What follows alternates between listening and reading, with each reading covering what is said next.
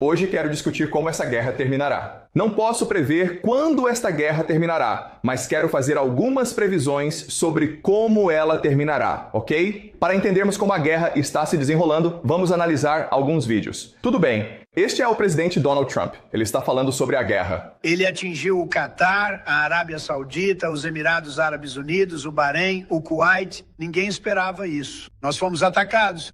E o outro lado, você sabe, eles revidaram. Eles poderiam ter cedido, mas pense se nós não estivéssemos por perto. Eles têm um poder tremendo. Eles tinham um poder tremendo. Eles tinham milhares de mísseis, a maioria dos quais nós destruímos. Eles tinham milhares de drones. Eles estavam fabricando drones e mísseis por toda parte. Nós destruímos a maioria dessas fábricas. Ok, então o que ele está dizendo aqui é que entramos esperando encontrá-los, esperando atacá-los, matar a liderança deles e então eles se renderiam. Nós não esperávamos que eles revidassem, nós não esperávamos por eles. O rio mais próximo que se move, nós não esperávamos que eles fossem atacar o Catar, Bahrein, Kuwait. Ok, então o que ele está dizendo é que na verdade tínhamos um plano ao entrar e realmente não achávamos que nossos inimigos iriam revidar, certo? Então este é Donald Trump. Agora vamos olhar para ele. A preferência do presidente é sempre a paz. Não precisa haver mais morte e destruição. Mas se o Irã não aceitar a realidade do momento atual, se não entenderem que foram derrotados militarmente e continuarão sendo, o presidente Trump garantirá que eles sejam atingidos mais duramente do que jamais foram antes. O presidente Trump não blefa e está preparado para desencadear o inferno. Então, o que ela é? Esta é Karen Leavitt. E ela é a secretária de imprensa da Casa Branca. E o que ela está dizendo é, veja, nós derrotamos esses caras, mas por algum motivo os iranianos não sabem disso. Esse é o problema.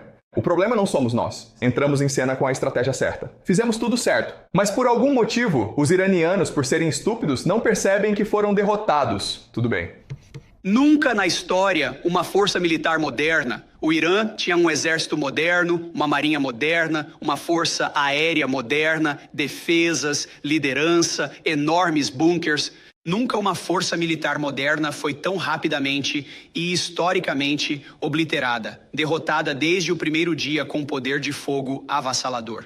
A campanha aérea que conduzimos, que Israel conduziu ao nosso lado, foi digna dos livros de história, de verdade. E isso é porque temos um presidente dos Estados Unidos, que quando ele envia seus combatentes para a guerra, ele lhes dá liberdade de ação, para realmente sair, se aproximar e destruir o inimigo da forma mais feroz possível desde o primeiro momento. E é por isso que nos vemos como parte dessa negociação também. Nós negociamos com bombas. Você tem uma escolha, enquanto sobrevoamos Teherã, como o presidente mencionou, sobre o seu futuro. O presidente deixou claro que vocês não terão uma arma nuclear. O Departamento de Guerra concorda. Nosso trabalho é garantir isso. Portanto, mantemos a mão no acelerador enquanto for necessário, enquanto for preciso, para garantir que os interesses dos Estados Unidos da América sejam alcançados. Ok. Então, isto é segredo de guerra, Peter Hegseth, e ele representa o Pentágono, os militares. E a atitude dele é, estamos ganhando esta guerra, estamos arrasando, e não precisamos negociar porque estamos arrasando, e continuaremos assim. Muito bem,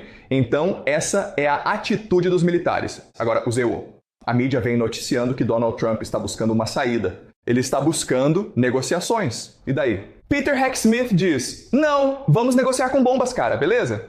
Ponto planejado. Em toda a administração e no Tesouro, retiramos as sanções ao petróleo russo. Sabíamos que havia cerca de 130 milhões de barris na água e criamos um suprimento que vai além do Estreito de Hermosa. Então nós já prevíamos isso. Nós sabíamos disso. Pode haver um gargalo temporário, e quero enfatizar que é temporário nesse ponto. E havia 130 milhões de barris de armazenamento flutuante. Nos próximos dias, podemos retirar as sanções do petróleo iraniano que está no mar. São cerca de 140 milhões de barris. Então, dependendo de como você conta, isso representa de 10 dias a 2 semanas de suprimento que os iranianos vinham exportando. Tudo isso teria ido para a China. Essencialmente, estaremos usando os barris iranianos contra os próprios iranianos para manter o preço baixo pelos próximos 10 ou 14 dias. Ok, então este é o secretário do Tesouro, Scott Pezon, certo? Ele está respondendo a um problema, que é, os americanos não esperavam que os iranianos fechassem o Shia de Homs, e isso está afetando o suprimento de petróleo.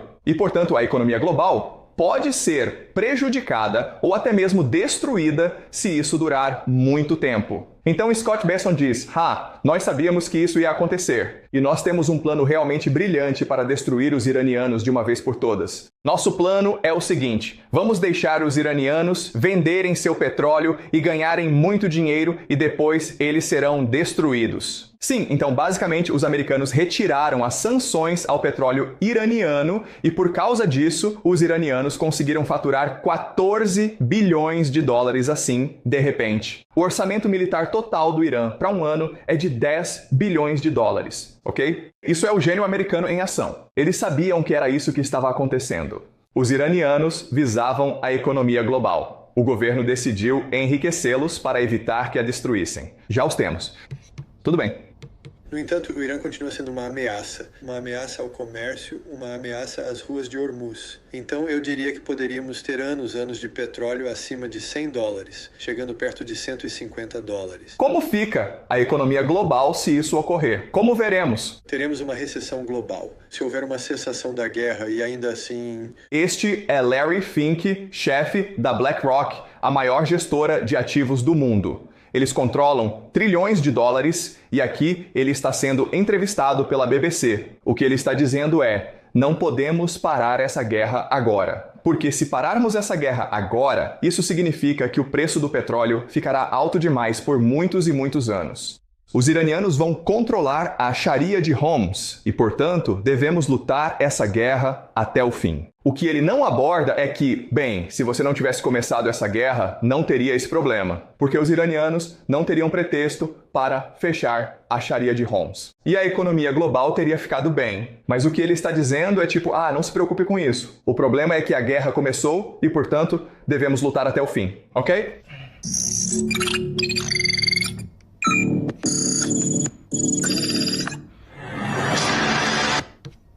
Certo, então este é um drone lançado por um grupo apoiado pelo Irã no Iraque sobrevoando uma base americana. E como vocês podem ver, nada o impede, ok? Está apenas sobrevoando esta base americana. Está sendo controlado remotamente. Ele avista 2 helicópteros americanos e destrói um deles, ok? Significa que existem todas essas bases americanas espalhadas pelo Oriente Médio. Eles são vulneráveis. Eles não podem ser protegidos contra drones baratos. Portanto, da perspectiva americana, esta guerra ou será vencida pelos americanos ou será perdida. Mas é muito difícil travar essa guerra contra um inimigo determinado. Então, o que eu quero fazer agora é examinar como esta guerra irá... No fim, tudo deu certo. Então, bem, eu já disse isso muitas e muitas vezes, mas a verdade é que os americanos estão perdendo esta guerra. E o principal motivo disso é o grave problema da arrogância deles. E por isso quero analisar de perto o que isso significa estrategicamente, o que isso significa no campo de batalha. Certo, então a guerra é travada em 4 dimensões. Tudo bem? Existe a dimensão narrativa, ou seja, a opinião global como a história irá perceber esta guerra. Existe a dimensão política, ou seja, como seus aliados percebem esta guerra, como sua base doméstica percebe esta guerra. Existe a dimensão econômica e então existe a dimensão militar. Se analisarmos esta guerra de perto, os iranianos estão travando uma guerra muito diferente da dos americanos. O que os americanos estão fazendo, basicamente, é ajustar a narrativa, a esfera política e a esfera econômica para se adequar à sua estratégia econômica. A estratégia econômica deles é a decapitação, que força a rendição. Então, o que eles querem fazer é não destruir a liderança iraniana, mas destruir a economia iraniana para forçar uma rendição, caso em que os americanos podem ditar os termos. Essa é a estratégia deles, e é basicamente isso. E eles estão forçando o espaço narrativo, o espaço político e o espaço econômico a se conformarem à estratégia militar. Ou seja, eles esperam que os aliados, a OTAN, a mídia e a economia apoiem essa estratégia, para apoiar essa estratégia. Então, por exemplo, no espaço político, Donald Trump ordenou que a OTAN viesse e abrisse o Estreito de Hormuz, certo? Além disso, Donald Trump se recusa a reconhecer o fato de que essa guerra é muito impopular nos Estados Unidos. No âmbito econômico, o que os americanos estão tentando fazer é manter o preço do petróleo baixo, para que ele não desequilibre a economia global. E fazem isso, claro, separando o petróleo russo do iraniano, o que beneficia as economias russa e iraniana, ok? E no espaço deles, basicamente, estão tentando dizer à mídia para seguir a linha do partido. Donald Trump ameaçou jornalistas dizendo que, se eles não relatarem que esta guerra está indo bem, ele poderá prendê-los. Tudo bem? Essa é, portanto, a estratégia americana: forçar as esferas narrativa, política e econômica a se conformarem à estratégia militar. Os iranianos têm uma abordagem diferente. Os iranianos estão usando as forças armadas para influenciar as esferas econômica, política e narrativa. Muito bem, agora está completamente invertido. Assim, a estratégia militar é calculada de uma determinada maneira para beneficiar a economia iraniana, certo? O que quero dizer com isso é que os militares estão controlando estrategicamente certos movimentos para que navios chineses possam passar, certo? Porque os navios chineses são os principais compradores do petróleo iraniano.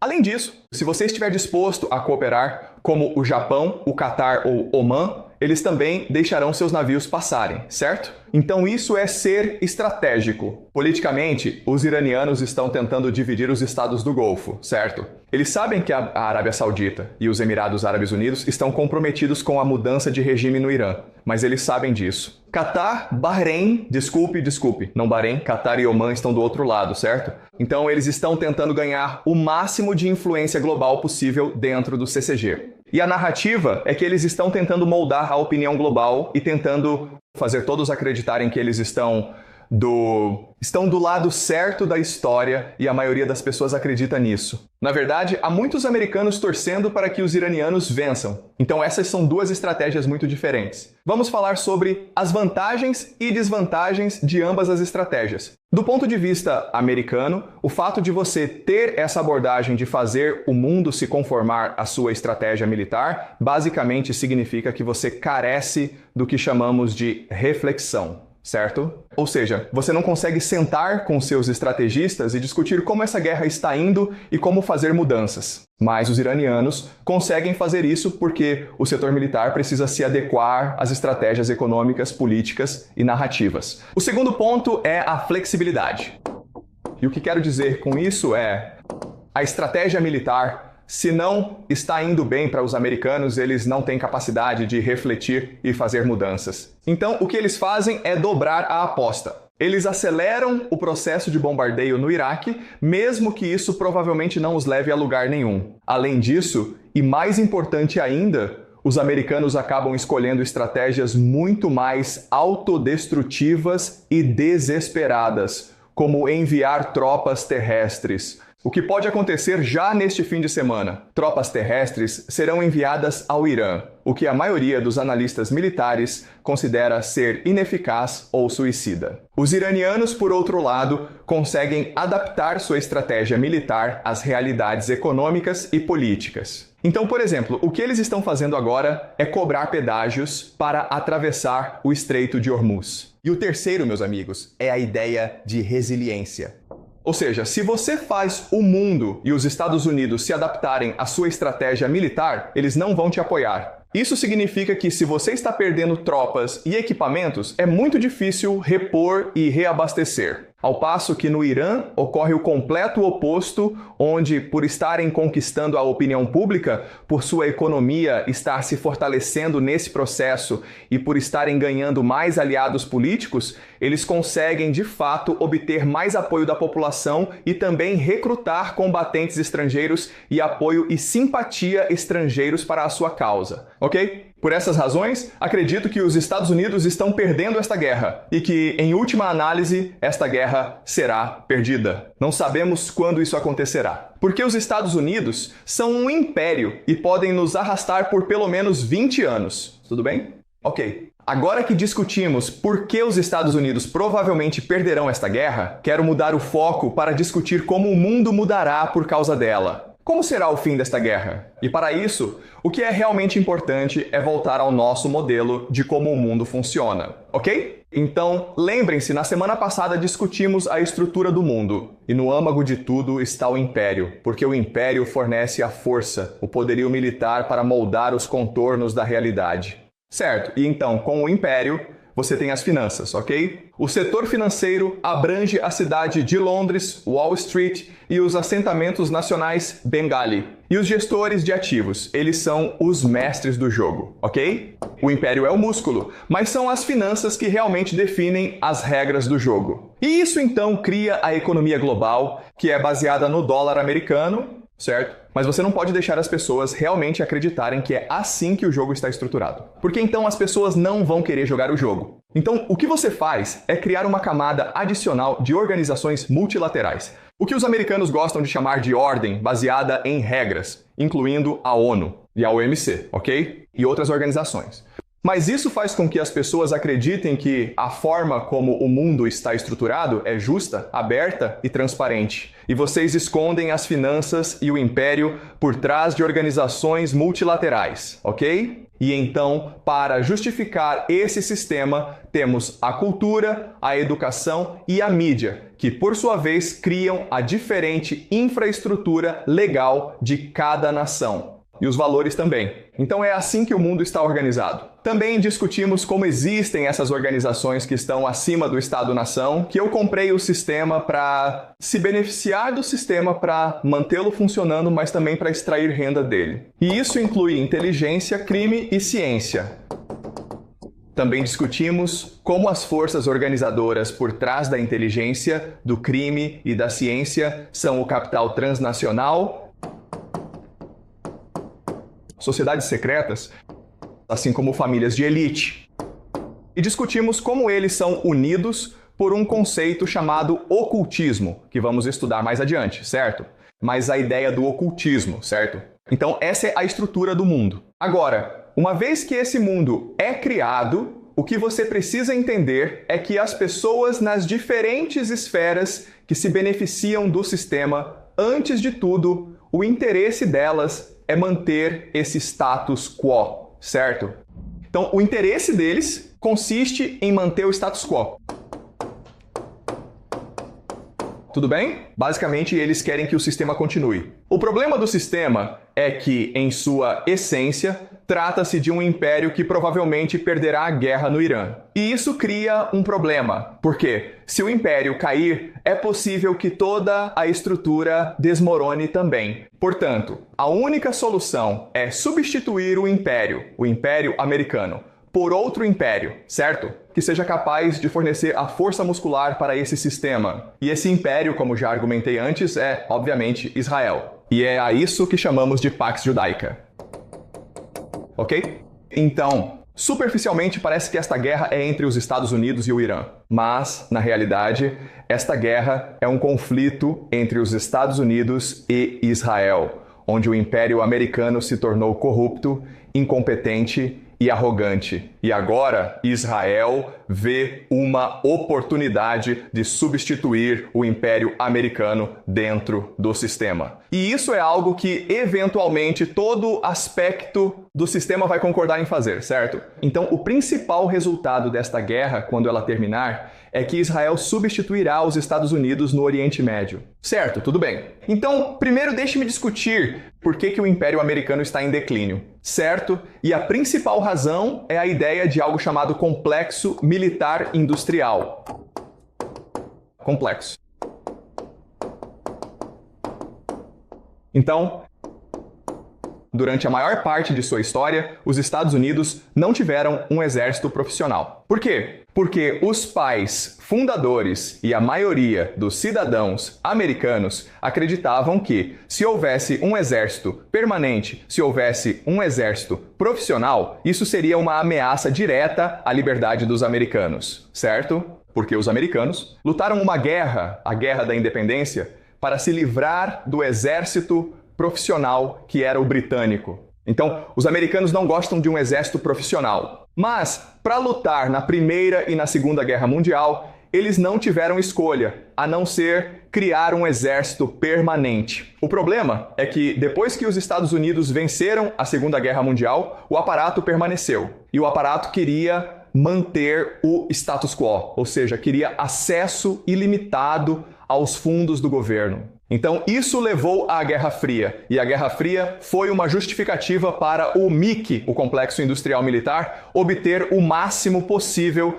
de financiamento do governo. E o azul, como você pode ver, são os gastos do governo. Ok? Podemos entender por que eles gastaram todo esse dinheiro na Segunda Guerra Mundial. Porque estavam lutando uma guerra para salvar a América e salvar o mundo. Mas, como você pode ver, mesmo que tenha caído drasticamente no final da guerra, com o início da Guerra Fria, há esse aumento, certo? E então você tem a Guerra do Vietnã. E depois que a América venceu a Guerra Fria, você viu esse aumento massivo. Isso é algo chamado de guerra ao terror. Então, o Complexo Industrial Militar está sempre procurando iniciar guerras para justificar sua existência. Então, há um jornalista muito famoso chamado Julian Assange. E ele disse isso sobre a América. O objetivo não é ter guerras bem-sucedidas. O objetivo não é vencer guerras. O objetivo é manter guerras intermináveis, o que permite ao complexo militar industrial transferir dinheiro dos contribuintes americanos para uma elite transnacional, ok? Basicamente, o objetivo das guerras é o complexo militar industrial roubar o máximo de dinheiro possível dos Estados Unidos, ok? Os Estados Unidos gastam muito dinheiro em suas forças armadas. Os Estados Unidos representam 41% de todos os gastos militares globais. Quem será o próximo?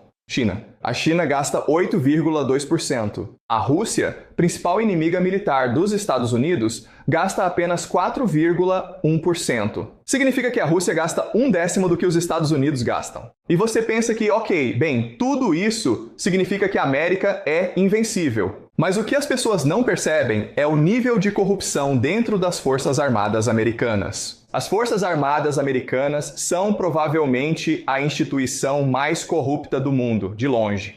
Ninguém chega nem perto, certo? 10 de setembro. Em 2001, Donald Rumsfeld, que era o secretário de Defesa dos Estados Unidos, chefe do Pentágono, e isso foi um dia antes dos ataques de 11 de setembro, ele disse numa coletiva de imprensa que eles analisaram os livros contábeis do Pentágono, certo? Estamos tentando fazer uma auditoria dos gastos militares do Pentágono e não conseguimos encontrar $220. Faltam $220 em orçamento. Foi para algum lugar. Não sabemos para onde, mas foi para algum lugar. Ok, tudo bem, tudo bem. Então, para onde vai o dinheiro? O dinheiro é destinado a empreiteiras privadas. Ok, todas essas são empresas privadas que ganham quantias elevadas de dinheiro às custas do governo. Tudo bem. Então vejamos, vamos agora analisar a grande empresa Boeing. Eles tiveram isso em um ano. $20 bilhões vindos do governo. Eles conseguiram $20 bilhões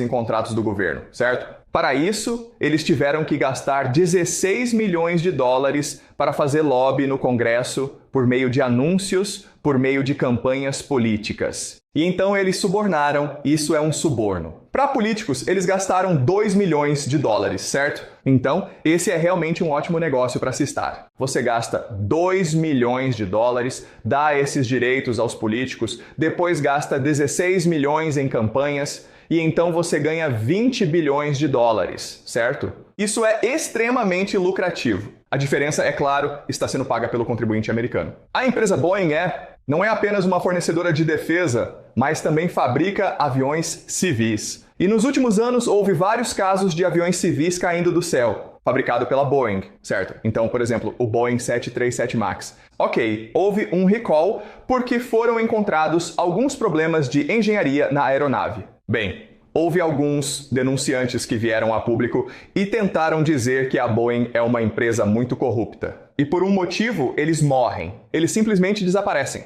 Não sabemos porquê, mas quando estavam prestes a testemunhar contra a Boeing, morreram misteriosamente. Tudo bem? Essa é uma história realmente interessante que mostra o nível de corrupção no Pentágono. Existe uma mulher que é contratada pelo exército e roubou $103 milhões, ok? Isso é muito dinheiro. Ela roubou $130. O exército não sabia e ela continuou roubando. E ninguém no exército parecia se importar. Mas aí a Receita Federal, o Serviço de Receita Interna, percebeu que ela estava recebendo todo esse dinheiro de algum lugar, então a investigaram e perceberam: meu Deus, Ela está roubando do exército. Então, a Receita Federal informou o exército. E foi aí que o exército percebeu: opa, temos um problema, entendeu?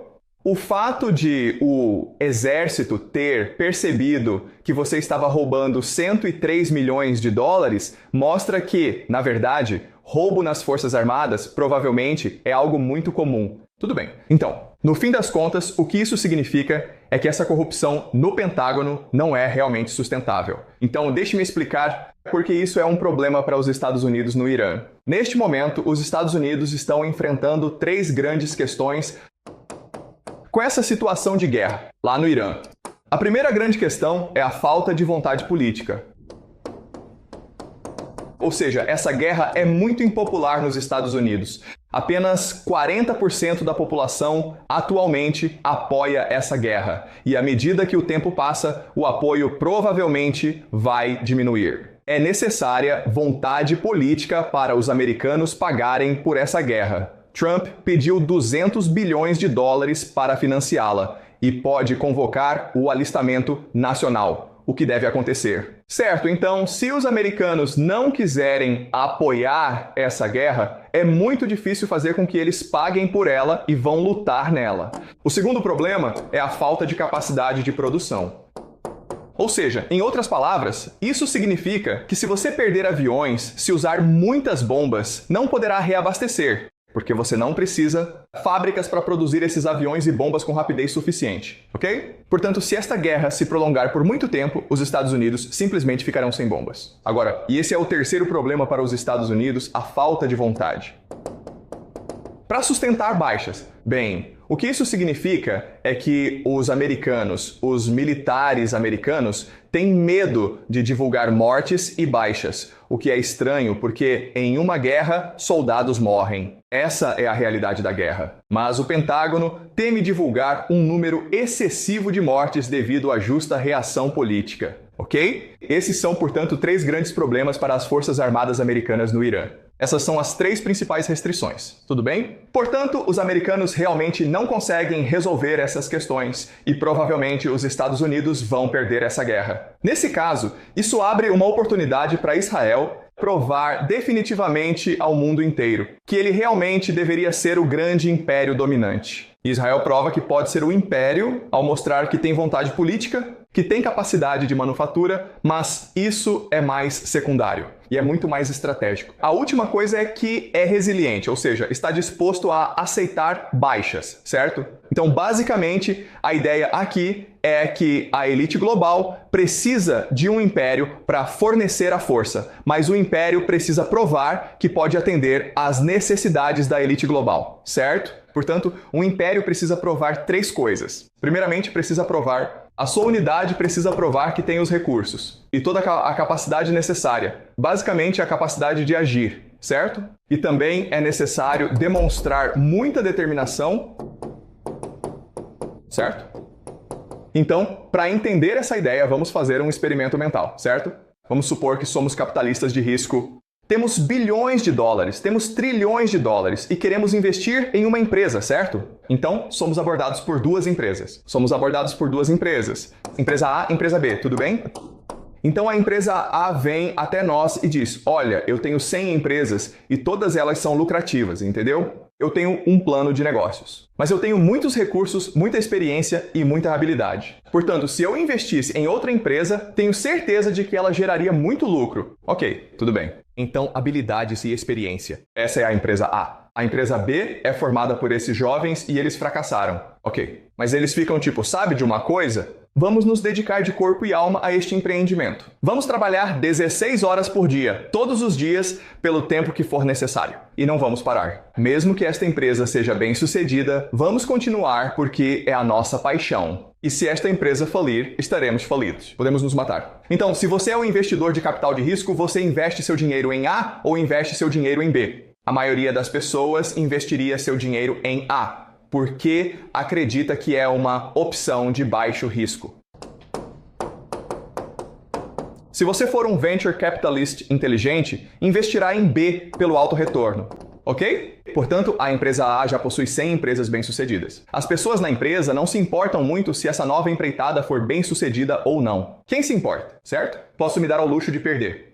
Nesse caso, é mais provável que a empresa A roube seu dinheiro do que o invista corretamente. Enquanto isso, a empresa B estará em situação oposta, pois esta é a última chance deles. Se eles pegarem seu dinheiro, vão garantir que ele se multiplique. Porque se eles não cultivarem, podem acabar morrendo, entendeu? Então você precisa dessas coisas. Vocês precisam de união, capacidade e determinação. Você entende? Então, qual é o problema, especialmente em relação às audições para o mundo? Estamos prontos para substituir a América. Estamos prontos para ser o novo império, ok? Muito bem, então vamos ver o que está acontecendo. Os Estados Unidos têm esse complexo militar industrial. E o que o complexo militar industrial faz de melhor é produzir sistemas de armas muito caros. Mas infelizmente, quando você realmente coloca esses sistemas de armas em guerra, eles não fazem muita diferença. Certo, este é o sistema de mísseis Patriot, que deveria proteger o GCC e Israel, e as bases militares americanas contra drones e mísseis iranianos. Adivinhem, pessoal? Na verdade, não funciona direito, ok? Na verdade, como você pode ver no vídeo, os iranianos basicamente conseguem voar com drones por todo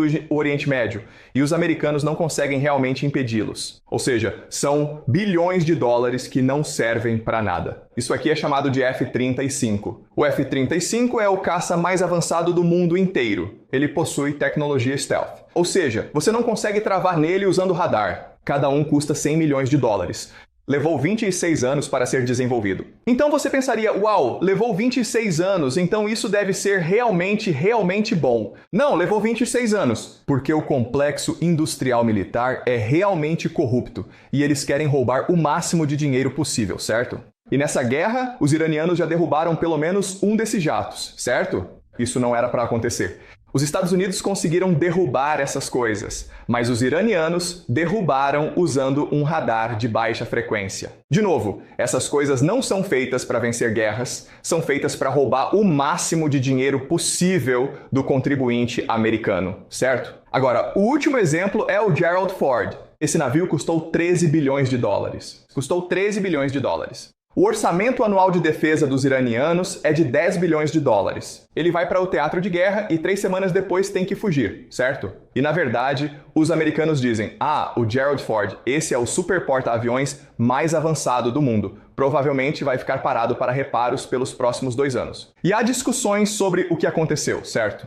Existem 3 possibilidades diferentes. A primeira possibilidade é que houve um acidente na lavanderia. E houve um incêndio, e esse incêndio se espalhou por todo o porta-aviões, o que significa que, na verdade, o porta-aviões não é muito resiliente. Certo, então essa é uma possibilidade, e essa é a versão oficial da história. Mas também há outros que dizem que os iranianos atingiram o navio com um míssil, e que o 04 não consegue se proteger de mísseis iranianos. Então ele fugiu. Certo. A terceira possibilidade, a terceira explicação é que o Pentágono reconheceu que existem limitações severas do Gerald Ford em operações de combate reais. Seu radar, seu sistema de guiamento são todos muito limitados. Então o Pentágono retirou o Gerald Ford porque ele era absolutamente inútil em uma guerra. Qualquer que seja a história verdadeira, nenhuma delas mostra uma boa imagem das Forças Armadas Americanas. 13 bilhões de dólares. Isso não é nada. É apenas um elefante branco. As classificações são diferentes, e isso aqui é Iwo Jima. E isso aconteceu na Segunda Guerra Mundial, no Teatro do Pacífico, quando os americanos estavam lutando contra os japoneses. E esse é o auge da glória militar americana, certo? Foram cerca de 6 mil... Os americanos perderam 6 mil fuzileiros navais para conquistar esta ilha. E esse é o sacrifício necessário para vencer guerras.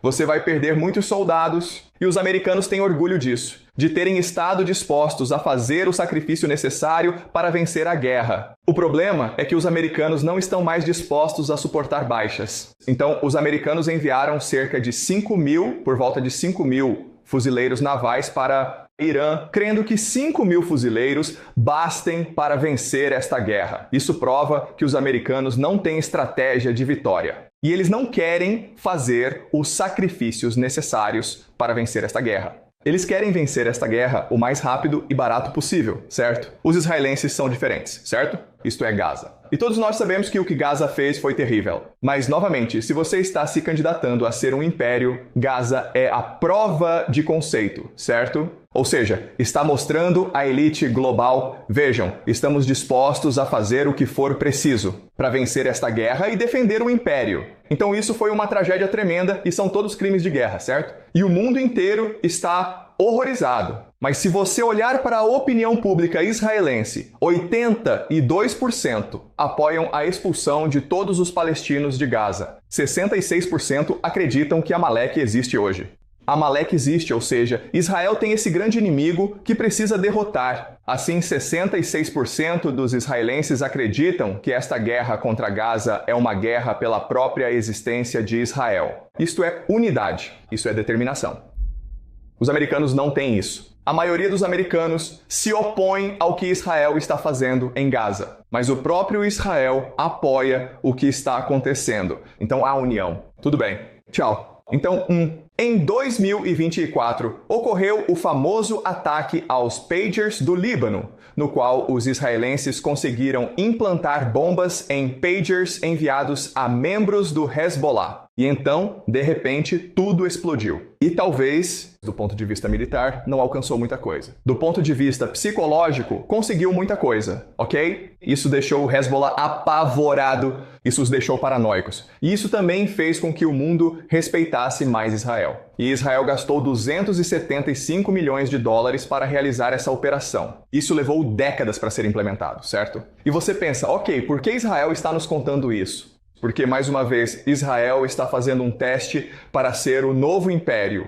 Está dizendo à elite global, olhem, não só vamos lutar essa guerra por vocês, não só seremos sua força, mas vamos fazer isso de forma barata, cara. Não bilhões de dólares, milhões de dólares. Isto é o ISIS.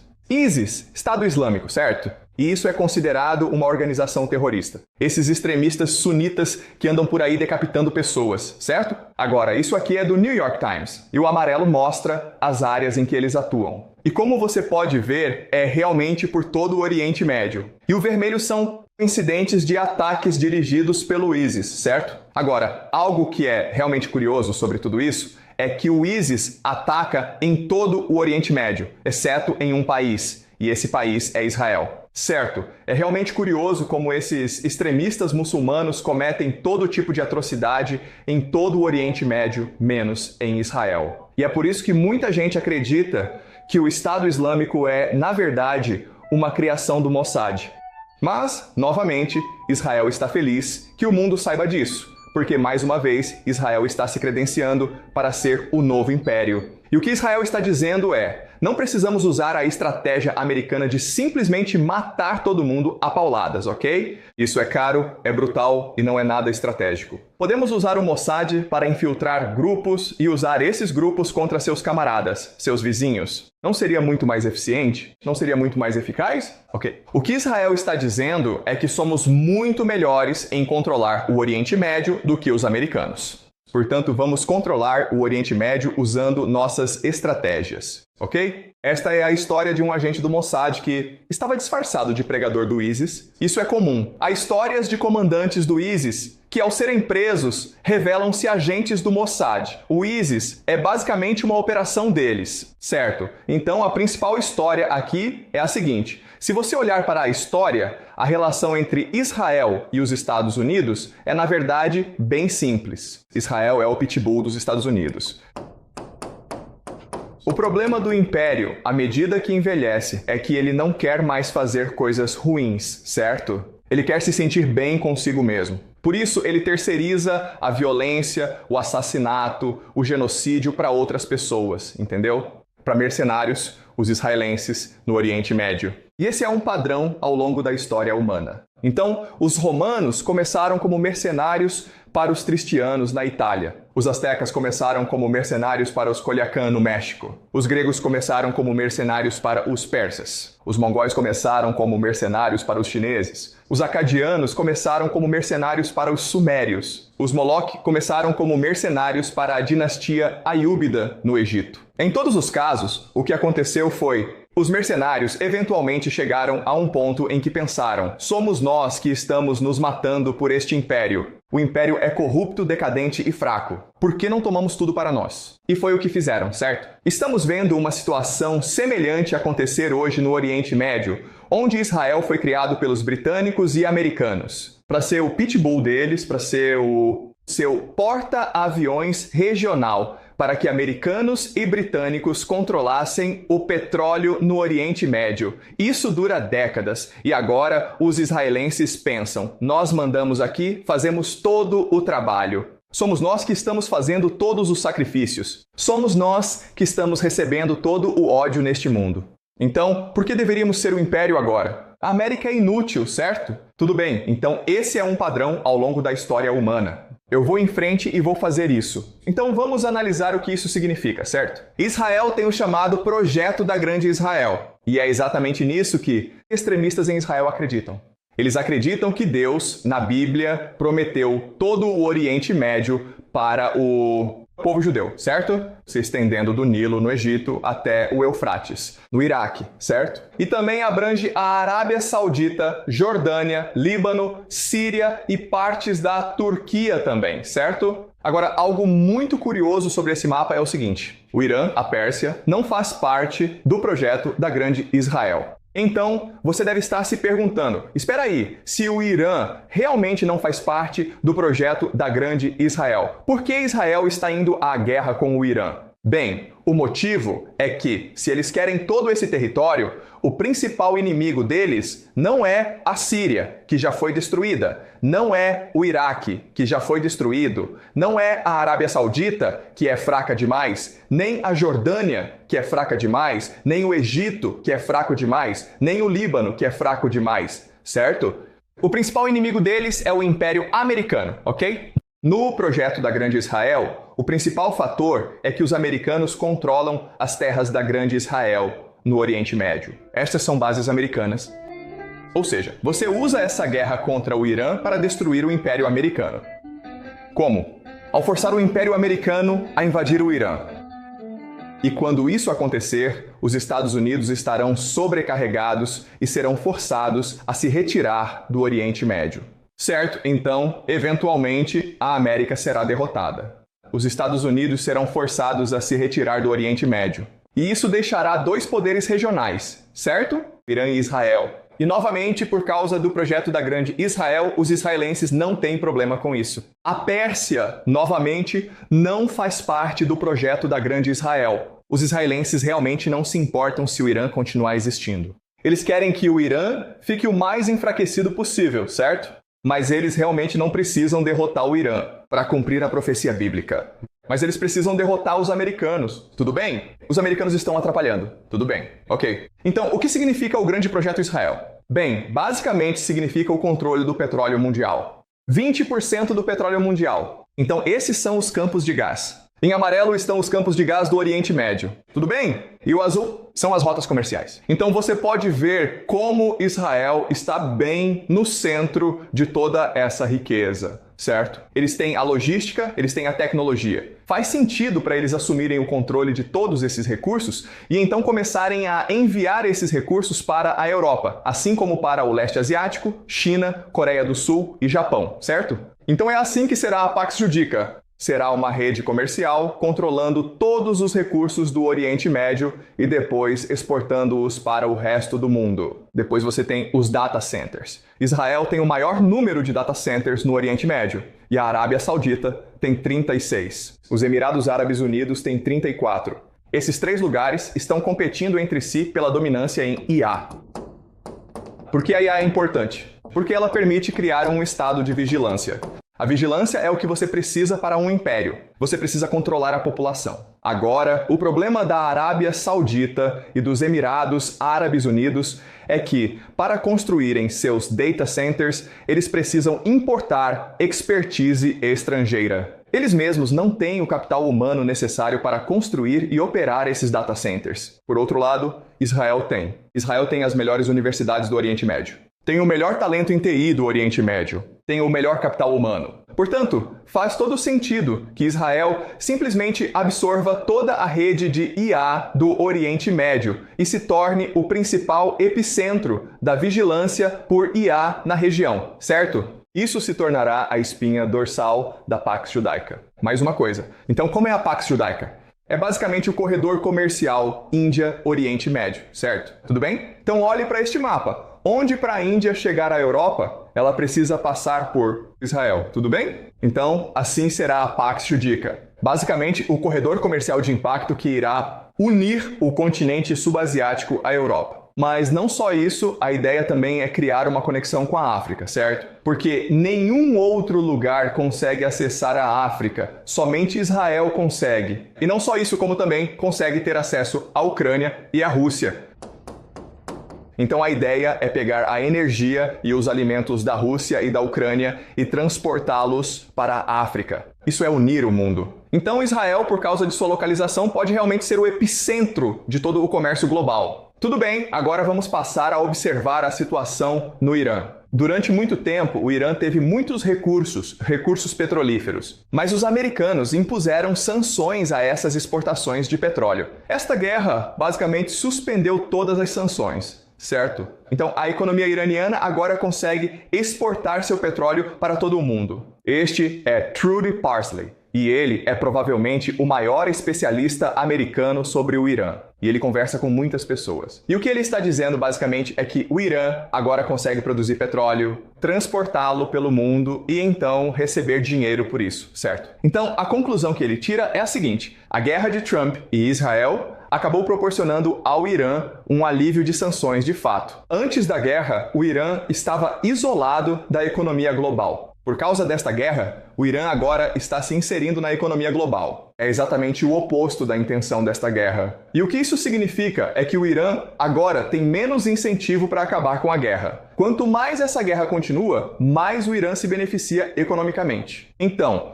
o Irã, quando essa guerra acabar, se tornará o ponto de encontro de duas grandes redes comerciais. A primeira é o que chamamos de corredor de transporte norte-sul, que liga a Rússia, certo? E o Irã juntos, certo? Isso permitirá que a Rússia acesse a Índia e a Ásia e permitirá que o Irã acesse a Europa. Então esse é o corredor norte-sul, que é controlado pela Rússia. Mas também existe, é claro, a iniciativa do Cinturão e Rota. E adivinha só? O terreno também está no epicentro dessa rede comercial. Então, para a China acessar a Europa, ela precisa passar pelo Irã. Para a Europa acessar a China, também precisa passar pelo terreno, certo? Então é assim que o novo mundo vai se parecer depois da guerra. Você terá dois poderes regionais, Israel e Irã, e eles terão suas próprias redes comerciais independentes. E eles terão seu próprio acesso aos recursos. Assim, Israel controlará os recursos do Oriente Médio e o Irã controlará a Sharia.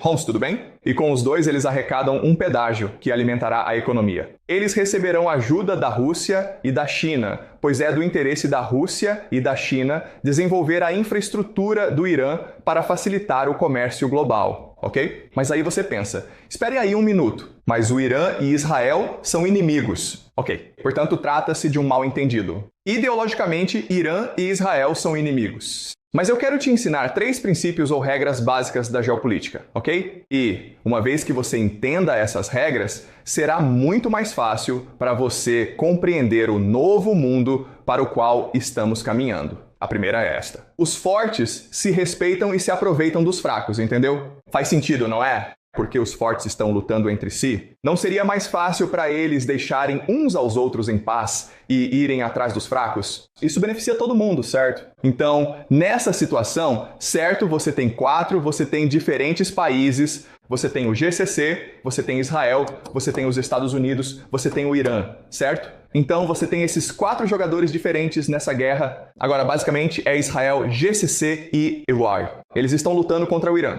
Mas, se o Irã conseguir demonstrar que é realmente forte, e Israel provar que é forte, e o GCC provar que é fraco, os EUA provar que são fracos, adivinha o que vai acontecer? Israel e Irã vão se juntar e dizer que se dane esses caras. Vamos simplesmente trabalhar juntos, cara. Faz sentido? Mesmo que no começo pareça que Israel, GCC e EUA são aliados contra o Irã, no fim das contas.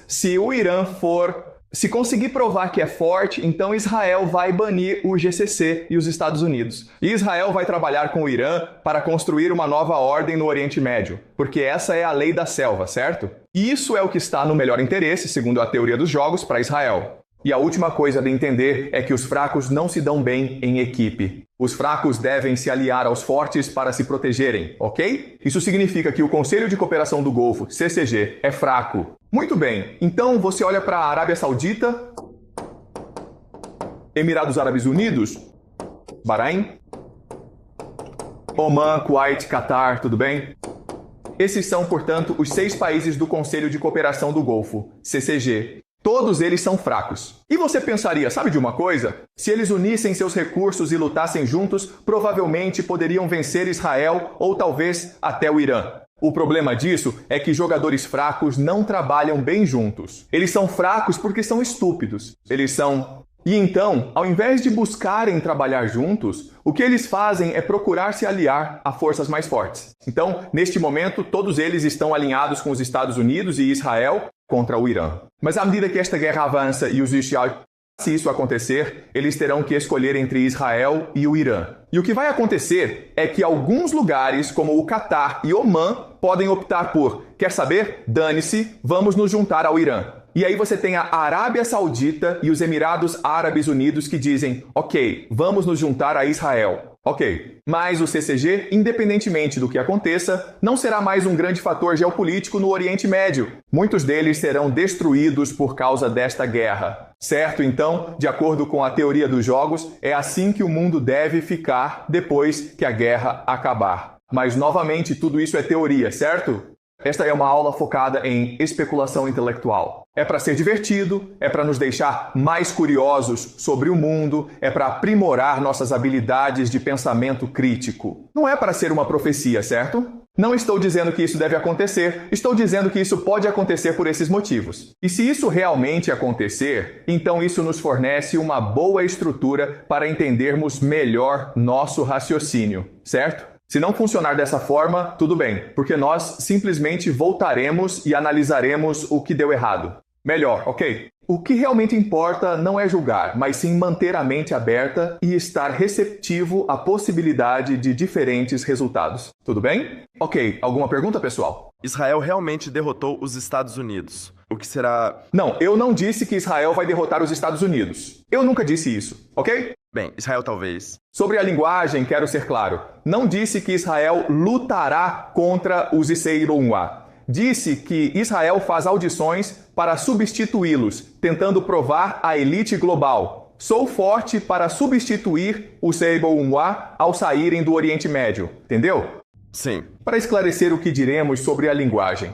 Ok? Sim? Como? Israel tentou provar que é mais forte que os Estados Unidos. E estou curioso para saber qual será o próximo passo que Israel dará se estiver tentando demonstrar sua força. Está bem e sem problemas nenhum. Então, olhar. Israel não precisa fazer nada de diferente. Israel está determinado a vencer esta guerra, certo? É só isso que precisa fazer. Israel está determinado a vencer esta guerra e os Estados Unidos não estão determinados a vencer esta guerra. Os Estados Unidos nem sabem o que estão fazendo, ok? Certo. Então, o que é importante? Ok, o que realmente importa é voltarmos à nossa análise de... desculpe, ainda não. Isso está certo. Ok, vamos olhar para a nossa análise. Ok, lembre-se, você precisa de um império. Ok, aí você tem as finanças, os mestres do jogo, e então você tem, a economia global. Certo, então, os jogadores que receberam a bola... E mais uma vez, há uma ideia muito importante a ser compreendida. Todos esses jogadores estão interessados em manter o status quo. Com o tempo, à medida que o mundo evolui, eles vão perceber que os Estados Unidos são, de fato, um problema. O Império Americano não é uma coisa boa. Não nos traz nenhum benefício. É um problema para nós. Então precisamos substituir o Império Americano, certo? E quem é a única alternativa? Israel. Portanto, precisamos fazer a transição dos Estados Unidos para Israel se quisermos manter esse sistema. Então eles vão perceber que, ok, o problema é que a América não vai desaparecer. Impérios não entregam o poder de bom grado. Portanto, precisamos criar uma situação em que os Estados Unidos sejam forçados a sair do Oriente Médio. Agora, o Irã não consegue derrotar os Estados Unidos no campo de batalha. Os Estados Unidos podem prolongar isso por pelo menos 20 anos, mas não queremos esperar 20 anos porque vamos perder muito dinheiro nesse processo. E não faz sentido esperar 20 anos. Então precisamos forçar os Estados Unidos a sair do Oriente Médio. Então, se não podemos derrotar os Estados Unidos... Desculpe. Se o Irã não pode derrotar os Estados Unidos no campo de batalha, o que precisamos fazer é causar uma implosão nos Estados Unidos. Precisamos provocar um colapso nos Estados Unidos. E como se faz isso? A economia. Se eu derrubar o mercado de ações, se eu fizer o preço do petróleo subir muito, se eu causar descontentamento nos Estados Unidos, isso vai causar uma guerra civil na América. E então, o exército americano não terá escolha, a não ser recuar para dentro dos Estados Unidos, certo? E então Israel, naturalmente, assumirá o lugar dos Estados Unidos. Isso é algo que vamos discutir na próxima aula, certo? A estratégia para destruir o Império Americano e substituí-lo por Israel, certo? Certo, faz sentido? Ok, mais alguma pergunta, pessoal? Ok, ótimo. Então, nos vemos na próxima semana, ok? Tudo bem, certo? Então isso foi... Acha que isso não é interessante? Sim, ficou claro? Sim.